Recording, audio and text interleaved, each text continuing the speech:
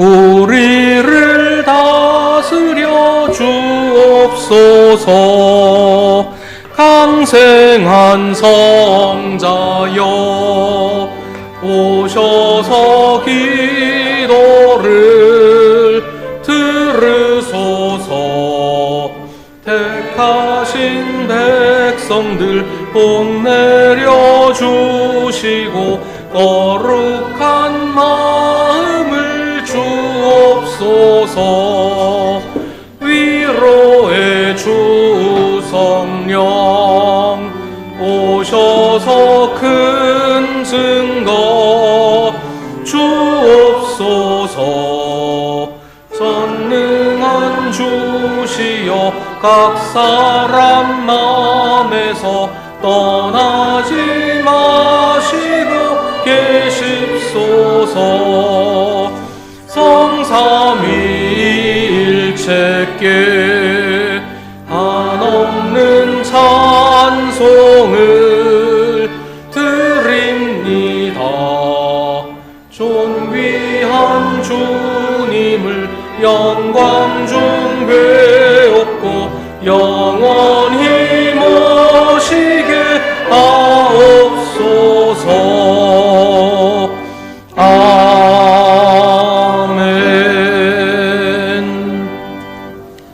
내 영혼아 잠잠히 하나님만 기다려라. 내 희망은 오직 하나님에게만 있다. 하나님만이 나의 반석, 나의 구원, 나의 요새이시니 나는 흔들리지 않는다. 내 구원과 영광이 하나님께 있다. 하나님은 내 견고한 바위이시요 나의 피난처이시다. 하나님만이 우리의 피난처이시니 백성아 언제든지 그만을 의지하고 그에게 너희의 속마음을 털어놓아라. 아멘.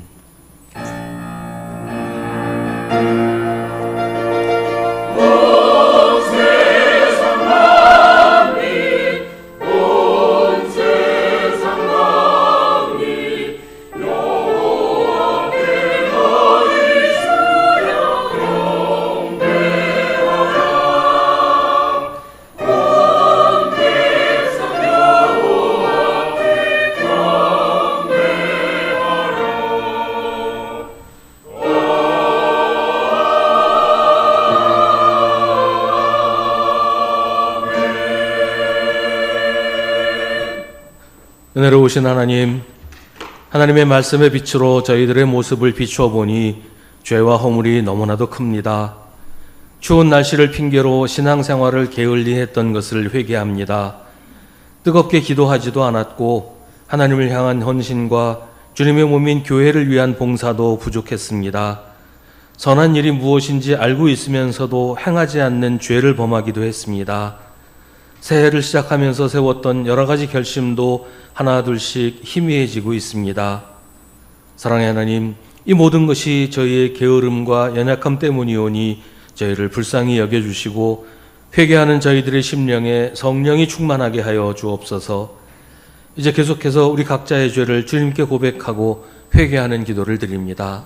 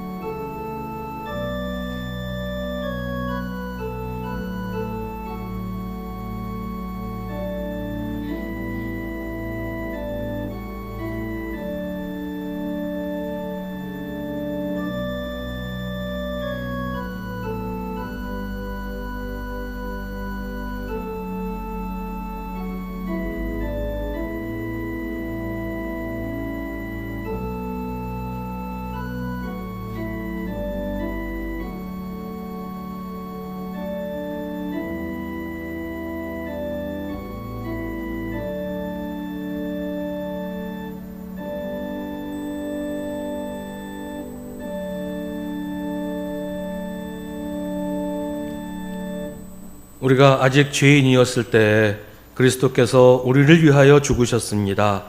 이리하여 하나님께서는 우리들에 대한 자기의 사랑을 실증하셨습니다. 하나님의 사랑으로 우리는 구원받았습니다. 아멘. 사도신경으로 우리의 신앙을 고백하겠습니다. 나는 전능하신 아버지 하나님 천지의 창조주를 믿습니다. 나는 그의 유일하신 아들 우리 주 예수 그리스도를 믿습니다. 그는 성령으로 잉태되어 동정녀 마리아에게서 나시고 본디오 빌라도에게 고난을 받아 십자가에 못 박혀 죽으시고 장사된 지 사흘 만에 죽은 자 가운데서 다시 살아나셨으며 하늘에 오르시어 전능하신 아버지 하나님 우편에 앉아 계시다가 거기로부터 살아있는 자와 죽은 자를 심판하러 오십니다. 나는 성령을 믿으며 거룩한 공교회와 성도의 교제와 죄를 용서받는 것과 몸의 부활과 영생을 믿습니다. 아멘. 성수교독은 주보에 있는 시편 19편의 말씀입니다. 하늘은 하나님의 영광을 드러내고 창공은 그의 솜씨를 알려준다.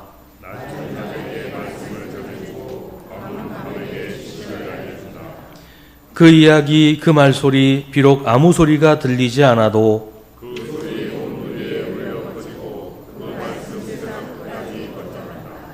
주님의 교훈은 완전하여서 사람에게 생기를 북돋우어 주고 주님의 증거는 참되어서 어리석은 자를 깨우쳐준다. 주님의 교훈은 정직하여서 마음의 기쁨을 안겨주고 주님의 계명은 순수하여서 사람의 눈을 밝혀준다. 주님의 교훈은 금보다 순금보다 더 탐스럽고 꿀보다 송이꿀보다 더 달콤하다. 나의 반석이시오 구원자이신 주님, 내 입의 말과 내 마음의 생각이 언제나 주님의 마음에 들기를 바랍니다. 아멘.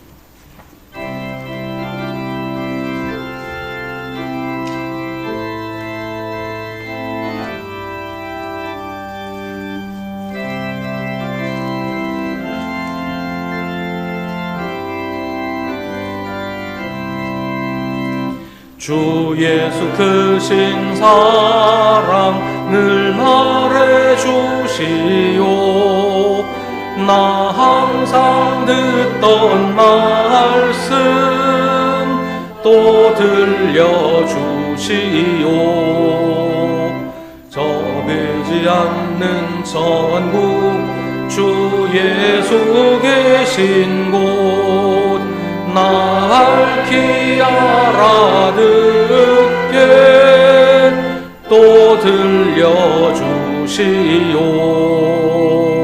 나 항상 듣던 말씀 나 항상 듣던 말씀 주 예수 크신 사랑 또 들려주시오. 아침에 이슬 방울 쉬 사라진 같이 내 기억 부족하여 늘 잊기 쉬우니 잘 알아듣기 쉽게 늘 말해주시오. 날 구속하신 사랑 또 들려주시오. 나 항상 듣던 말씀 나 항상 듣던 말씀 주 예수 크신 사랑 또 들려주시오. 주 예수 나를 위해 이 세상 오셔서 은혜 말하여 주시오. 나 같은 사람 위해 주 보혈을 흘렸네. 이 복스러운 말씀 또 들려주시오.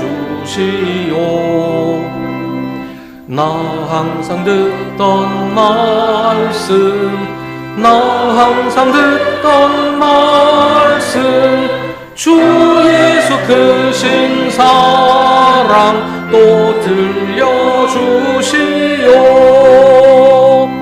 이 세상 헛된 영화 날 미혹할 때 주 예수 크신 사랑 늘 들려주시오. 전국에 빛난 영광 내 눈에 비칠 때 주 예수 크신 사랑 또 들려주시오. 나 항상 듣던 말씀 나 항상 듣던 말씀 주 예수 크신 사랑 또 들려주시오.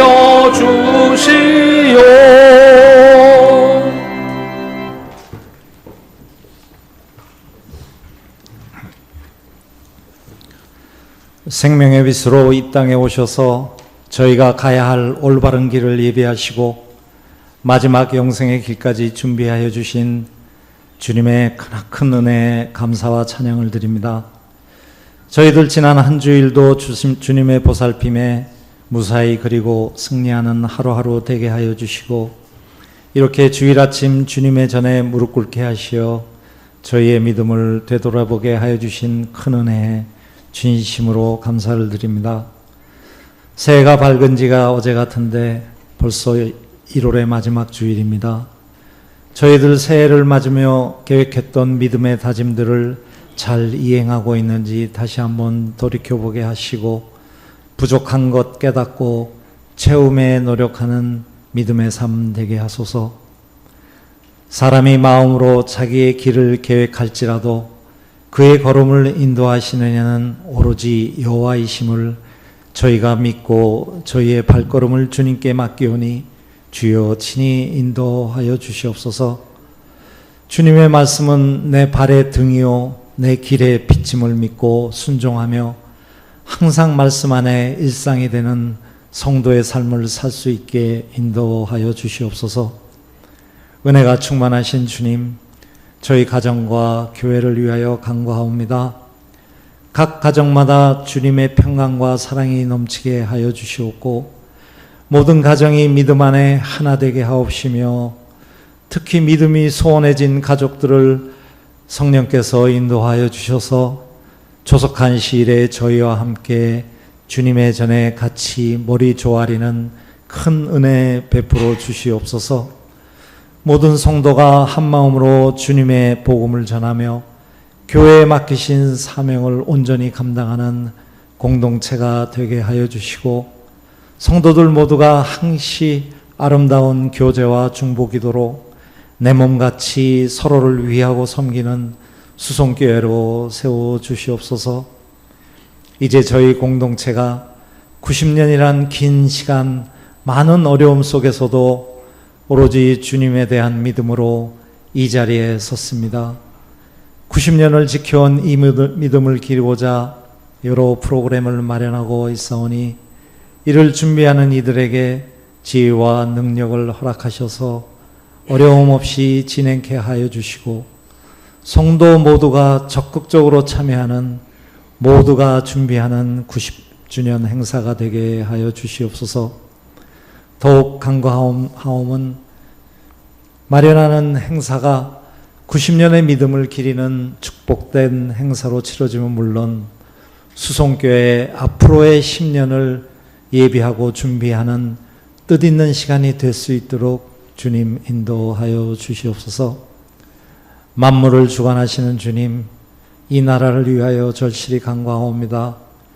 길 잃은 한 마리의 양처럼 벼랑 끝에 놓인 이 나라에 구원의 손길을 주시옵소서.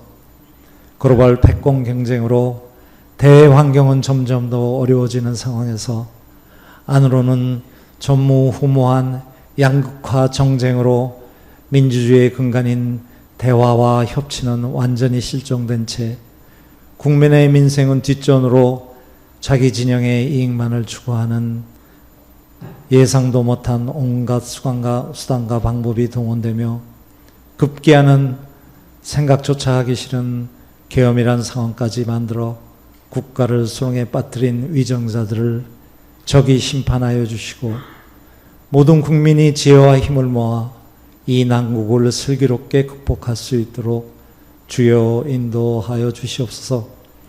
특히 서로 반목하며 파행으로만 일관되어 온 우리 국회가 이제는 서로 소통하고 협의하며 온전히 제 기능과 역할을 충분히 감당하여 이 나라가 자유민주주의를 근간으로 국가는 안전하고 부강하게 국민은 풍요롭고 자유롭게 삶을 영위할 수 있는 희망찬 앞날이 펼쳐질 수 있도록 인도하여 주시옵소서.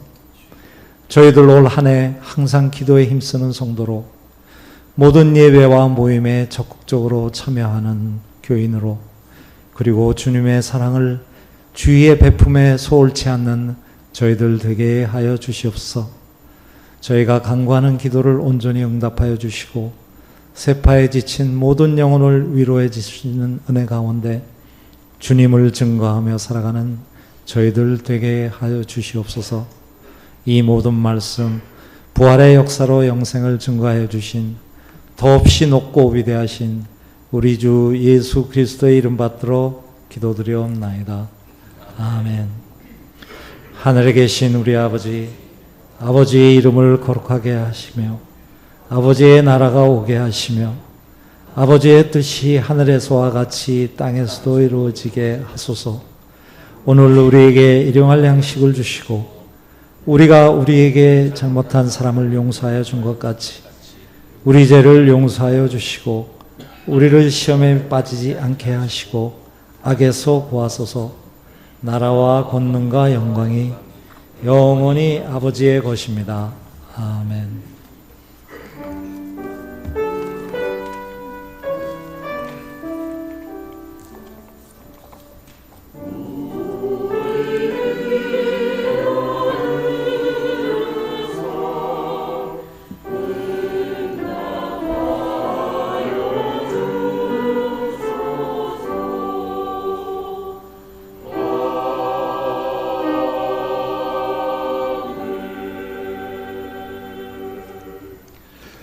오늘 우리에게 주시는 하나님의 말씀은 신약성경 누가복음 4장 14절부터 21절입니다. 누가복음 4장 14절부터 21절 말씀입니다.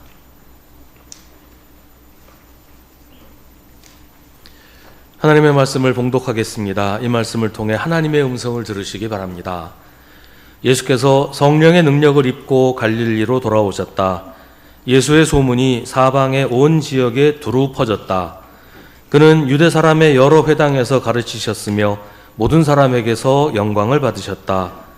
예수께서는 자기가 자라나신 나사렛에 오셔서 늘 하시던 대로 안식일에 회당에 들어가셨다.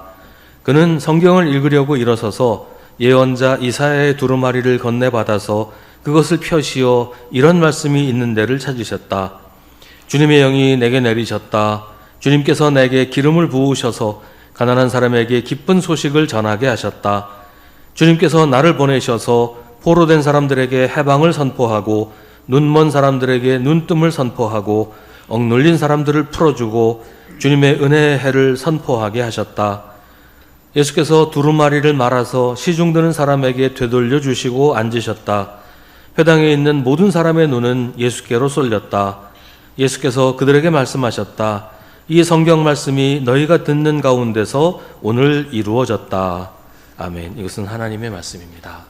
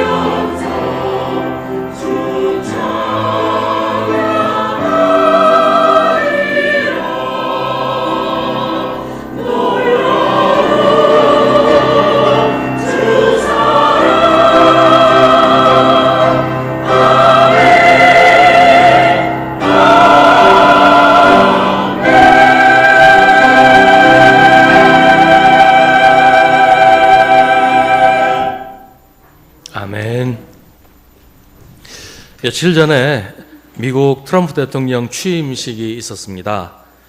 취임식에는 이제 취임사를 하죠. 취임사에서는 앞으로 나는 어떤 대통령이 되겠다, 나의 국정 기조는 어떻고 어떤 일들을 중점적으로 추진하겠다, 이런 계획을 밝힙니다.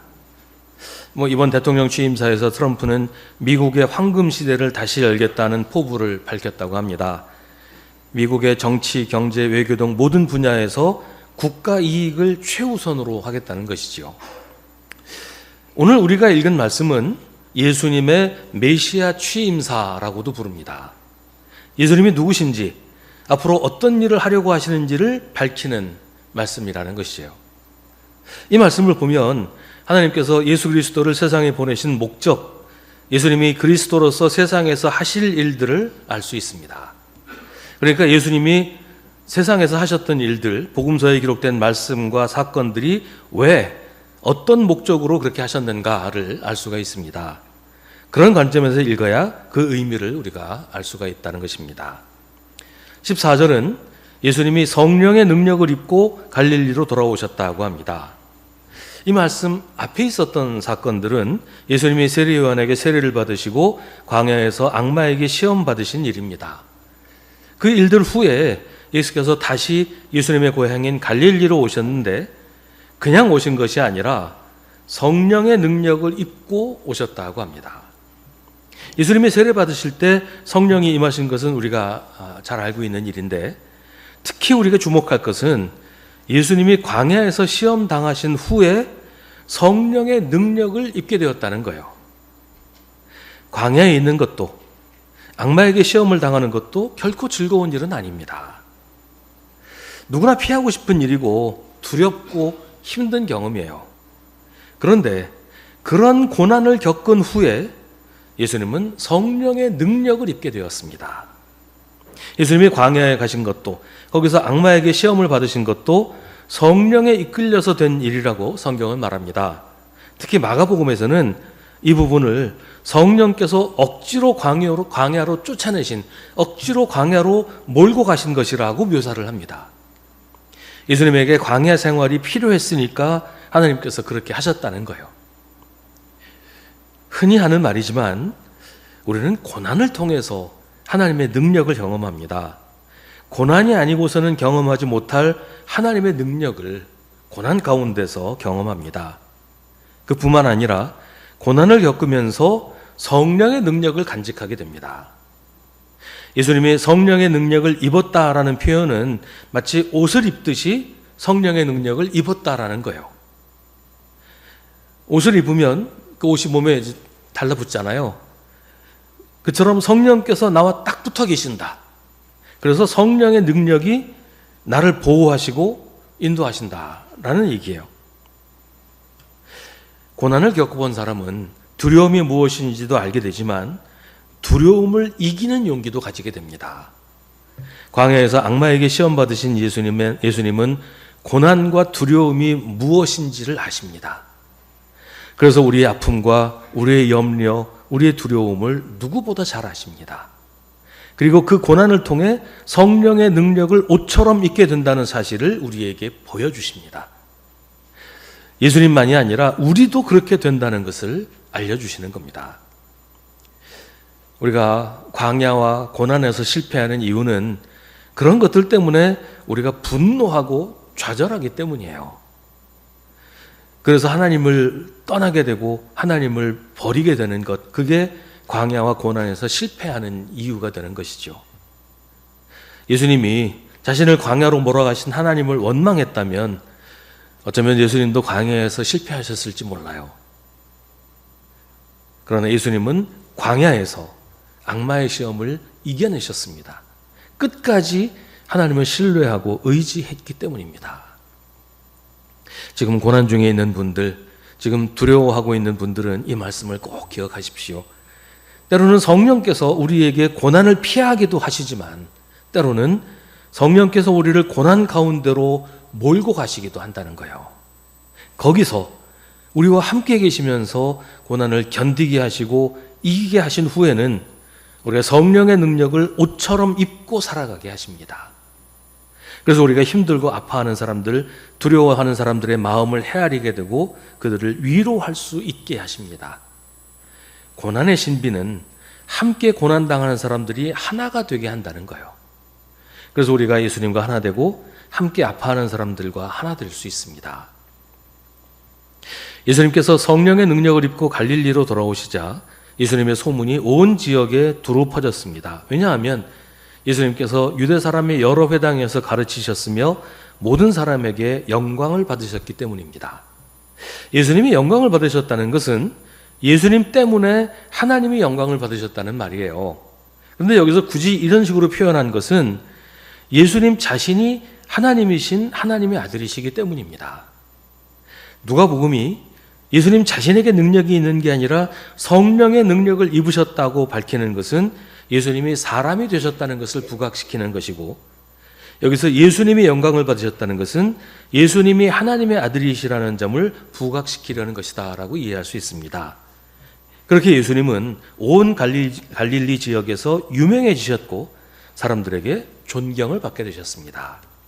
그러고서 예수님은 자기가 자라나신 나사렛에 오셨습니다. 나사렛 역시 갈릴리 지방의 한 마을이에요. 거기서 예수님은 늘 하시던 대로 안식일에 회당에 들어가셔서 성경을 읽으셨습니다. 오늘 예수님이 하신 이 일은 당시 회당에서 관례대로 하는 일이었는데, 일반적으로 회당 예배는 맨 처음에 이제 쇠마 암송을 합니다. 쇠마라고 하는 것은 신명기 6장 4절부터 9절과 몇몇 곳에 더 나오는 말씀인데요. 이스라엘은 들으십시오. 주님은 우리의 하나님이시요 주님은 오직 한 분뿐이십니다. 당신들은 마음을 다하고 뜻을 다하고 힘을 다하여 주 당신들의 하나님을 사랑하십시오. 내가 오늘 당신들에게 명하는 이 말씀을 마음에 새기고 자녀들에게 부지런히 가르치며 집에 앉아 있을 때나 길을 갈 때나 누워 있을 때나 일어나 있을 때나 언제든지 가르치십시오. 또 당신들은 그것을 손에 메어 표로 삼고 이마에 붙여 기호로 삼으십시오. 집 문설주와 대문에도 써서 붙이십시오 라고 되어 있습니다. 이 말씀을 예배 때마다 암송을 했다는 것이죠. 그리고 두 번째는 예루살렘을 향해서 기도를 하고, 세 번째는 모인 회중이 그 기도에 아멘으로 화답을 하고, 네 번째는 율법서나 예언서의 두루마리를 읽습니다. 그리고 다섯 번째로 설교를 하고, 여섯 번째 축도를 하고 예배가 마칩니다. 여기서 말하는 축도는 이제 아론의 축도를 말하는 것이죠. 이건 꼭 어떤 정해진 사람만 할 수 있었던 게 아니고 성인 남자 중에서 자기가 자원을 하거나 혹은 누가 요청을 했을 때 기도하거나 율법서나 예언서를 읽었고 또 누구나 설교할 수 있었다고 합니다. 이날도 예수님이 자원해서 성경을 읽고 설교를 하셨을 수도 있고, 앞서 말한 대로 예수님이 이미 갈릴리에서 유명하신 분이기 때문에 나사렛 회당에 방문했을 때 사람들이 요청을 했을 수도 있습니다. 이날 예수님이 읽으신 말씀은 예언서 가운데 이사야서의 말씀인데요.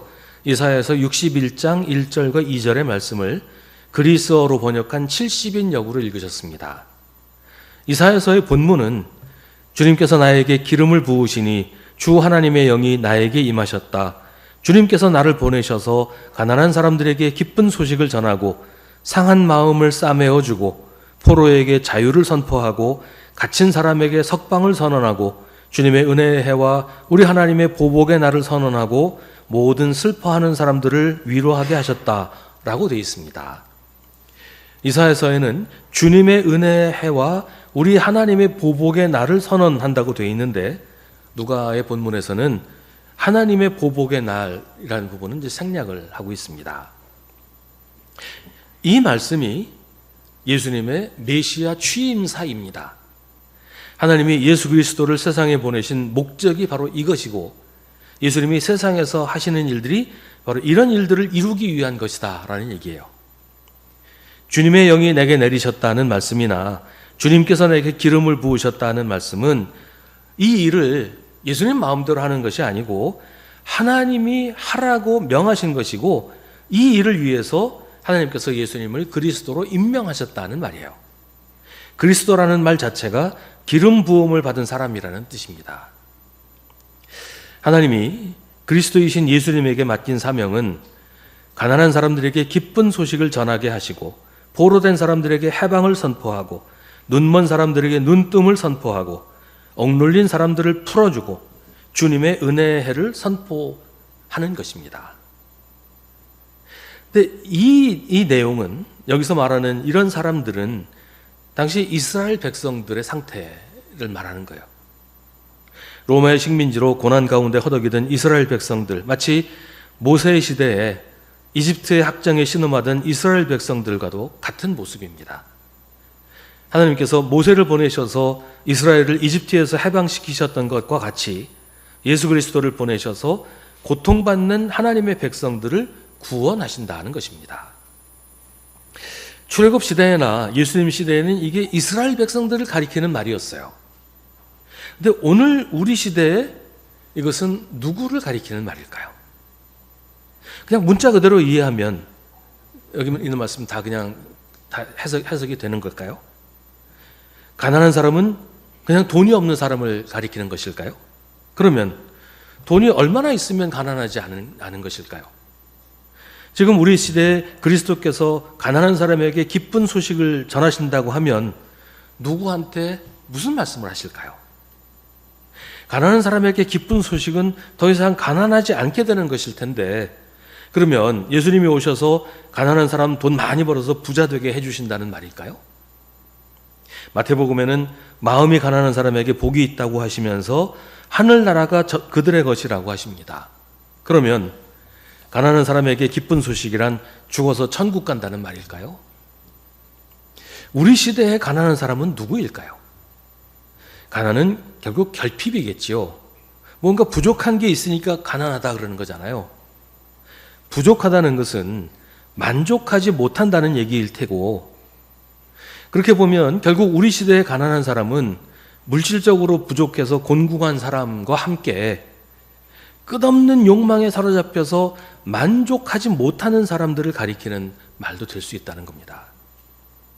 재물에 대한 욕망, 출세욕, 권력욕, 지배욕 등등 욕심을 버리지 못해서 계속 그런 것들을 추구하며 사는 사람, 욕심을 채우는 게 삶의 목적인 사람, 이게 가난한 사람 아니겠냐 말이죠. 탐욕을 따라 멈출 줄 모르고 끝없이 달려가는 사람들이죠. 돈이 없는 것도 물론 가난한 거예요. 근데 그건 만은 아니라는 겁니다. 돈이 아무리 많아도 끝없는 탐욕에서 벗어나지 못하는 건 재물의 노예이기 때문이고, 재물이라는 우상에서 벗어나지 못한 채 매일매일 불행하게 사는 거예요. 그래서 다른 데서 만족과 기쁨을 얻으려고 하기도 해요. 말초적인 쾌락에 빠지기도 하고, 자기가 가진 돈을 과시하고 심지어 그걸로 다른 사람을 괴롭히고 비참하게 만들어서 만족을 얻으려고 하는 사람들도 있어요.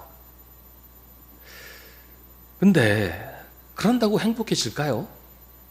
오늘 예수님은 가난한 사람을 부자가 되게 해주시겠다고 하지 않습니다. 그걸로는 가난의 문제가 해결되지 않기 때문이에요.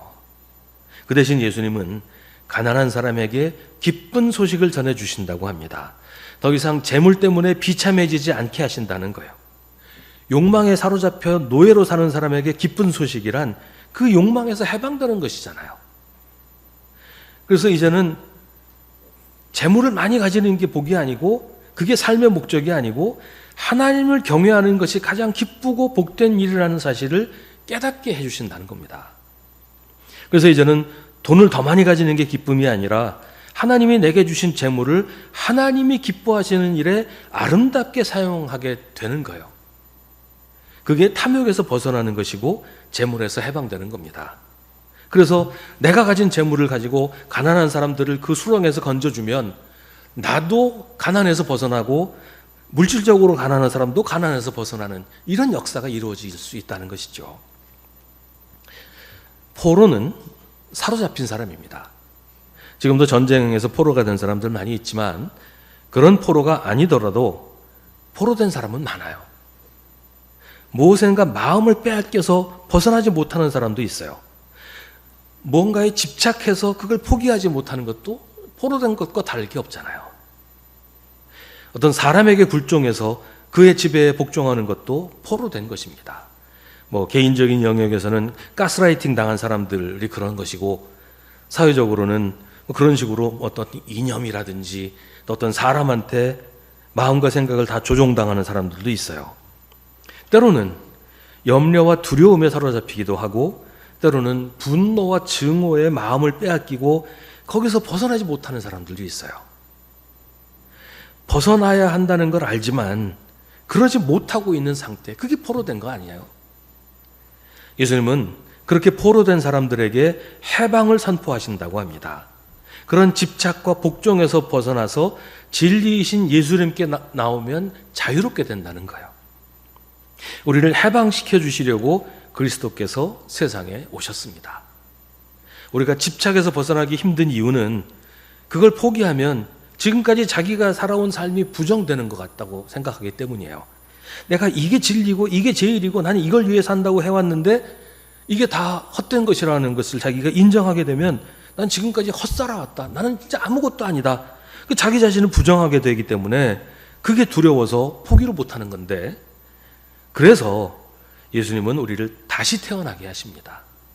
새로운 존재가 되게 하셔서 이전 것으로부터 우리가 완전히 결별하게 하십니다. 눈먼 사람은 보지 못합니다. 진실을 보지 못하고, 그래서 진실과 거짓을 구별하지 못합니다. 그래서 거짓을 진리라고 믿고 그걸 따라가죠. 요한복음 9장에서 예수님은 나면서부터 보지 못하는 사람의 눈을 뜨게 해주셨는데 이걸 가지고 바리새파 사람들이 집요하게 물고 늘어져요. 안식일에 병을 고쳐주셨다는 이유 때문입니다. 예수님은 그들에게 말씀하십니다. 나는 이 세상을 심판하러 왔다. 못 보는 사람은 보게 하고 보는 사람은 못 보게 하려는 것이다. 예수님과 함께 있던 바리새파 사람들이 이 말씀을 듣고 나서 말하였다. 우리도 눈이 먼 사람이란 말이요? 예수께서 그들에게 말씀하셨다. 너희가 눈이 먼 사람이라면 도리어 죄가 없을 것이다. 그러나 너희가 지금 본다고 말하니 너희의 죄가 그대로 남아있다. 뻔히 보이는 일조차 올바로 보지 못하고 무엇이 진실인지 분별하지 못하는 사람을 예수님은 눈멀었다고 하십니다.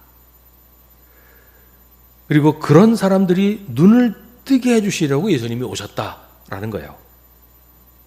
보지 못하는 사람, 진리가 뭔지 알지 못하는 사람에게 진리를 보게 하는 것이 그리스도가 하시는 일이라는 겁니다.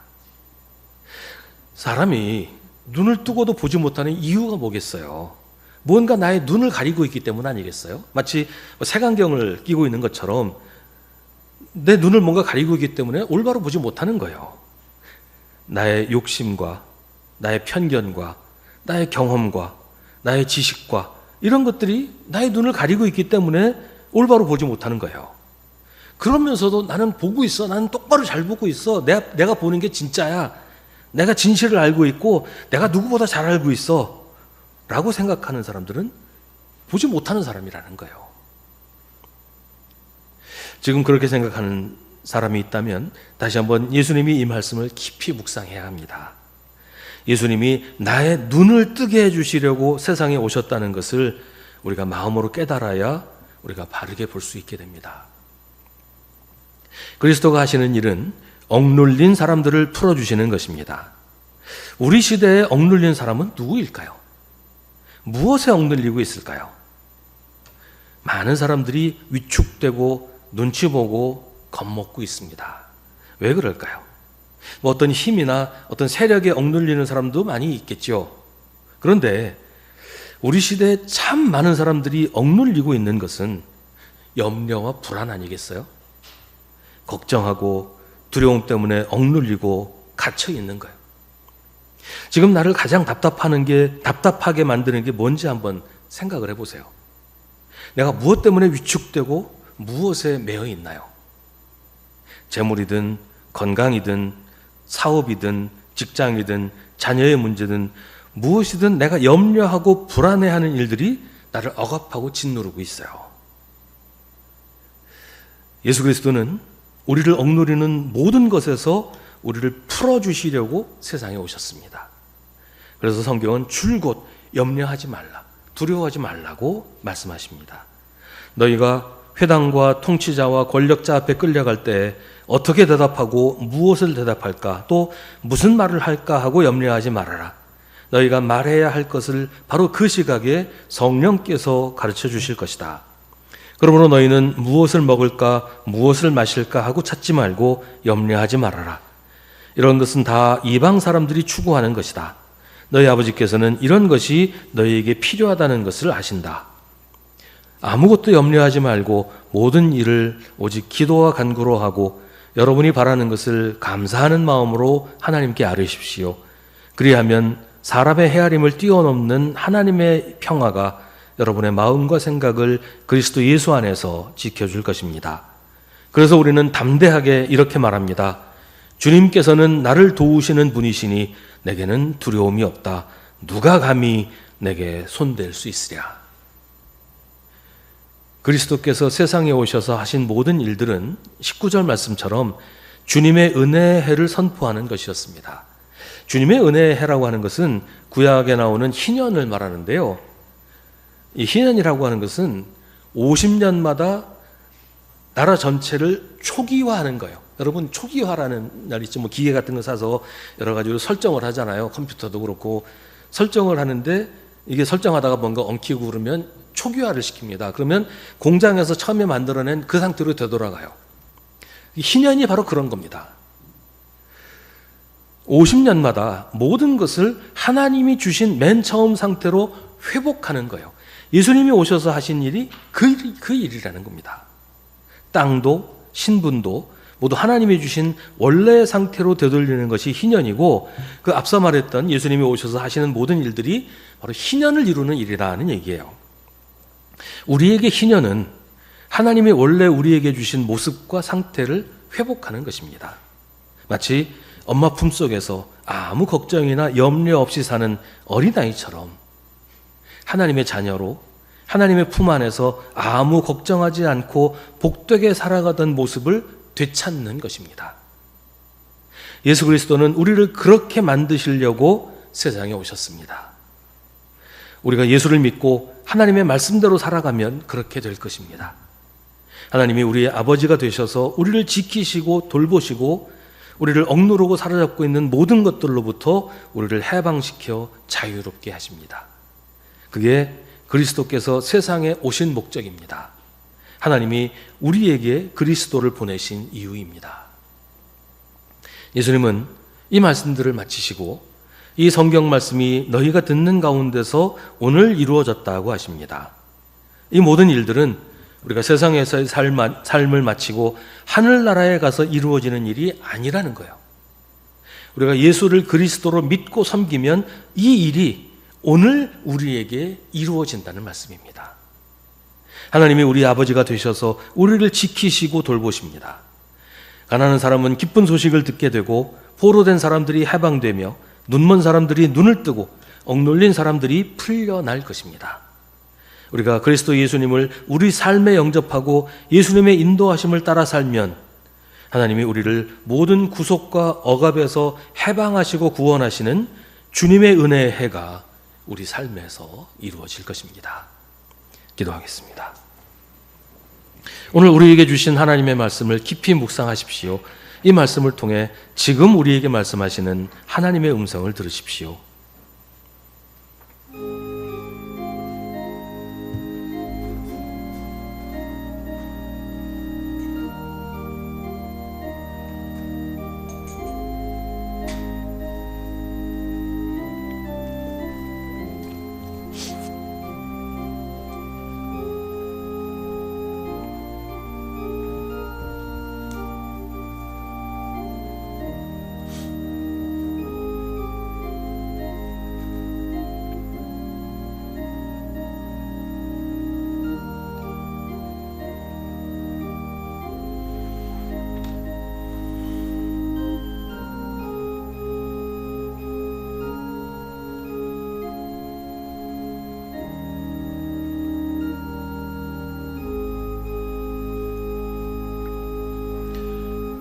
주님, 회당에서 말씀을 선포하신 주님의 음성을 우리도 듣게 하여 주옵소서. 그 말씀이 오늘 우리에게 이루어지게 하옵소서. 주님의 백성을 해방하시고 회복하게 하시는 희년의 역사가 우리 가운데 이루어지게 하옵소서. 주님, 예수님께서 성령의 인도하심을 따라 사신 것처럼 우리도 그렇게 살게 하옵소서. 예수님께서 성령의 능력으로 일하신 것처럼 우리도 일을 하게 하옵소서. 우리에게 맡기신 사명을 끝까지 감당하게 하시고 세상에서 하나님의 영광을 드러내게 하옵소서. 예수님의 이름으로 기도하옵나이다. 아멘.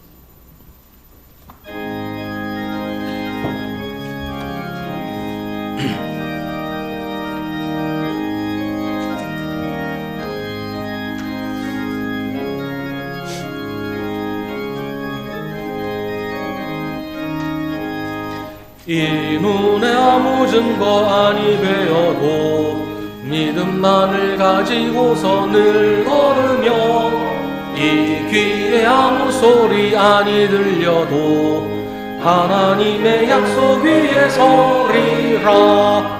걸어가세 믿음 위에 서서 나가세 의심 버리고 걸어가세 믿음 위에 서서 눈과 귀에 아무 증거 없어도 이 눈이 보기에는 어떠하든지 이미 얻은 증거대로 늘 믿으며 이 맘에 의심 없이 살아갈 때에 우리 소원 주 안에서 이루리. 걸어가세 믿음 위에 서서 나가세 의심 버리고 걸어가세 믿음 위에 서서 눈과 귀에 아무 증거 없어도 주님의 거룩함을 두고 맹세한 주 하나님 아버지는 참 이쁘다. 그 귀한 모든 약속 믿는 자에게 능치 못할 무슨 일이 있을까.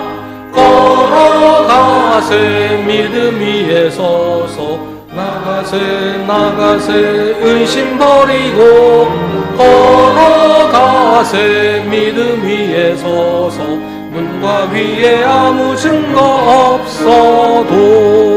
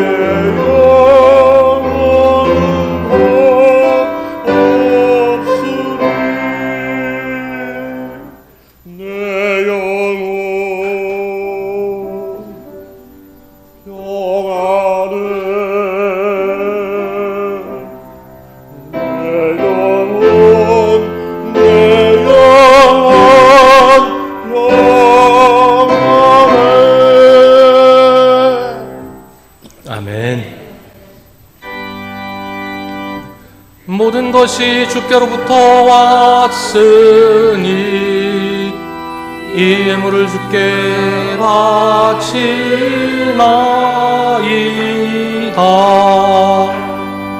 아멘. 주님, 정성껏 드리는 우리의 예물을 받아주시옵소서. 예물 드리는 손길들마다 주님의 풍성함을 더하여 주시고 매일매일 그리스도 안에서 누리는 평강과 행복이 우리의 심령에 깃들게 하옵소서. 성도들의 삶의 자리를 기억하여 주시기를 간절히 원합니다. 든든한 반석 위에 세워주시고 시시각각 불어오는 삶의 모든 한파로부터 우리를 지켜주시옵소서. 주님이 주신 복된 명절을 맞이합니다. 명절이 모든 사람에게 기쁜 날이 되게 하시고 특별히 외롭고 가난한 이들에게 주님 찾아가 주셔서 따뜻한 명절을 보내도록 함께하여 주시옵소서. 고향을 찾아 먼 길 가는 성도들이 가고 오는 길 지켜주시며 어디서나 하나님의 자녀요 수성교회 성도임을 잊지 않고 주님께 영광 돌리게 하옵소서.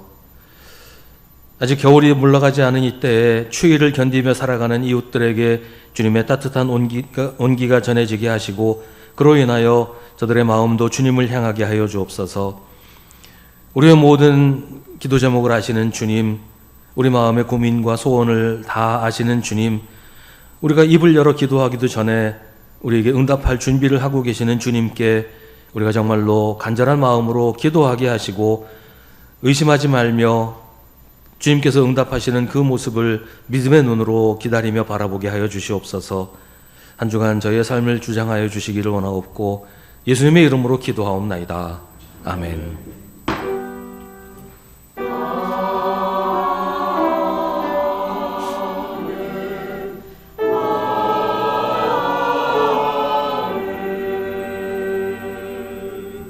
잠시 자리에 앉으시기 바랍니다. 우리 함께 예배드린 성도들과 인사 나누겠습니다.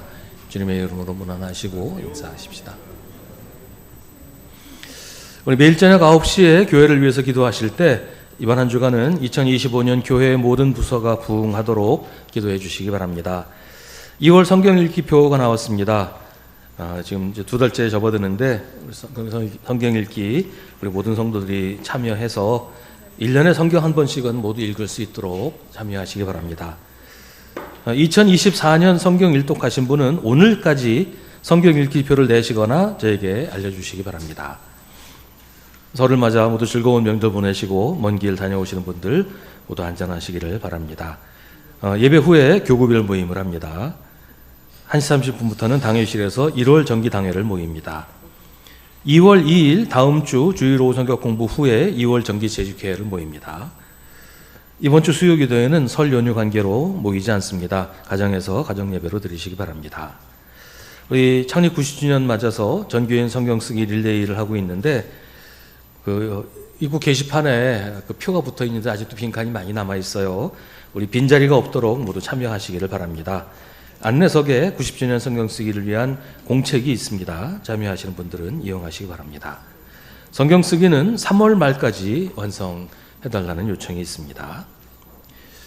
90주년 예배 행사에 초청하실 분 초청 대상자 카드를 90주년 준비위원회 조현 장로님이나 백대현 장로님에게 내주시기 바랍니다. 우리 포스터도 붙어 있는데 도서관 자원봉사자를 찾습니다. 참여하기 원하신 분은 이은정 장로님이나 김명환 장로님에게 알려주시기 바랍니다. 2월 2일 주일 공동식사는 충성교구에서 준비합니다. 2월 16일 주일 공동식사는 화평교구에서 준비합니다. 우리 그동안에 예배 때 찬송가가 조금 부족하다는 말씀들이 있었는데요. 정중혜 장로님께서 예배용 찬송가 15권을 기증을 해주셨습니다. 찬송가 꼬지에 제일 새 거가 새로 온 겁니다. 감사드립니다. 이혜순 권사님 김치 40kg 기증해 주셨습니다. 감사드립니다. 이 시간에 우리 함께 중보의 기도를 드리겠습니다.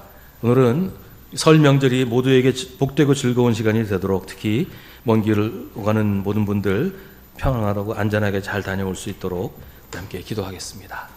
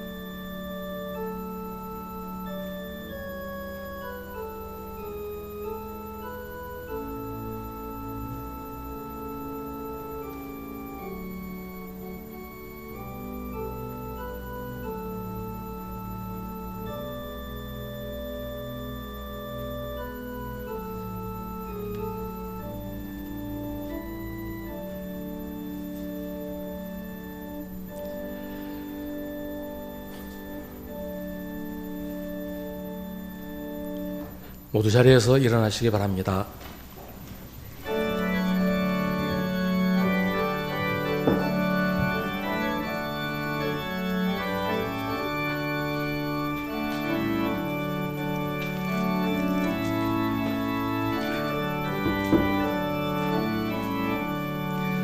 복의 근원 강림하사 찬송하게 하소서. 한량없이 자비하심 증량할 길 없도다. 천사들의 찬송가를 내게 가르치소서. 구속하신 그 사랑을 주의 크신 도움 받아 이때까지 왔으니 이와 같이 천국에도 이르기를 바라네. 하나님의 품을 떠나 죄에 빠진 우리를 예수 구원하시려고 보혈을 흘려주셨네. 주의 귀한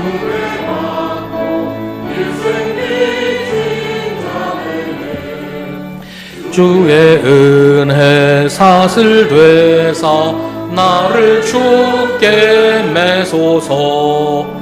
우리 마음은 연약하여 범죄하기 쉬우니 하나님이 받으시고 전국인을 치소서. 아멘. 어디서나 누구 앞에서나 하나님의 자녀로 하나님의 영광을 위해 사십시오. 우리 구주 예수 그리스도의 은혜와 하나님 아버지의 사랑과 성령의 사귐이 주님을 예배하는 사랑하는 주님의 자녀들에게, 명절을 맞아 하나님께 감사하는 모든 성도들에게, 큰 혼란 가운데 있는 이 나라 이 백성들 위해 언제나 언제까지나 함께 하시기를 간절히 축원하옵나이다. 아멘.